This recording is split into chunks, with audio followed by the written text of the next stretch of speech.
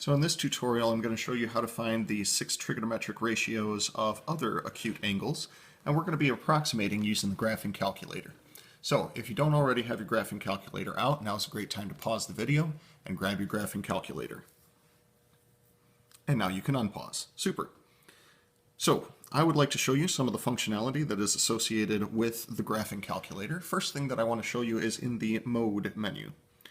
From the mode menu, it should be about the third or fourth line down. There should be a line where you can specify whether your default input to the calculator is a radian measure or a degree measure. If you highlight degree and press enter, the calculator now assumes that anything that you type into it will be measured in degrees. Now, the other part of the calculator I wanted to reference is just above the 789. You'll notice that we have a sine, we have a cosine, and we have a tangent. Don't worry about the second functions to those. We'll be introducing those later on. But for now, if you want the sine, cosine, or tangent of an angle, this is where you can turn. So, for example, one of the things we calculated in the last video was the tangent of 45 degrees. If you press tangent, you'll notice that it automatically opens up a set of parentheses for you. That's for you to type in the angle. Tangent of 45 degrees we know to be 1, and the graphing calculator will verify that that is what the value is equal to.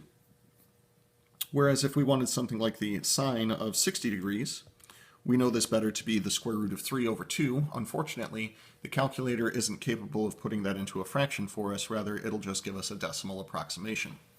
So if you were interested in any other kind of angle, let's use the graphing calculator to come up with several different things. Let's try the tangent of 21 degrees, the secant of 40 degrees, and the cosecant, that's not how you spell cosecant, let me try that again, cosecant of 71 degrees.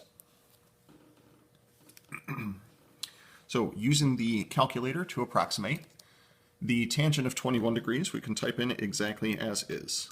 Tangent of 21. Again, the calculator will default to the fact that this is in degrees. So this would be approximately equal to, rounding to the third decimal place, we'll call that 0.384. We have a 3 and an 8. The 8 will round the 3 up to a 4. Now for the secant of 40 degrees, we don't have a secant feature on the graphing calculator, so it's up to us to figure out an appropriate identity that we can use. The reciprocal identity lets us know that the secant of 40 degrees is the reciprocal of the cosine of 40 degrees. So we'll type this in as 1 over the cosine of 40. We should get an answer that is bigger than 1. And again, rounding to the third decimal place, this is approximately equal to 1.305. Now for the cosecant of 71 degrees, we can do something just like what we did for the last one. Cosecant is the reciprocal of, I am really struggling to make sure that this one is done properly. Cosecant is the reciprocal of 71 degrees. So we can type this into the calculator as being 1 over the sine of 71 degrees. Again, rounding that off at the third decimal place, we get that this is approximately equal to 1.058.